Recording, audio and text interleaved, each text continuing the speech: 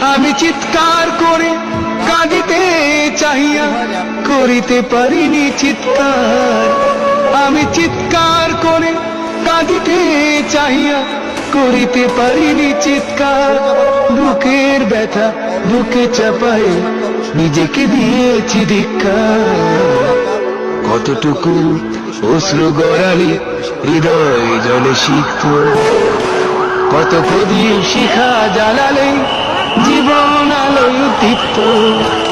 কত ব্যথা বুকে চাপালে তাকে বলি আমি ধৈর্য।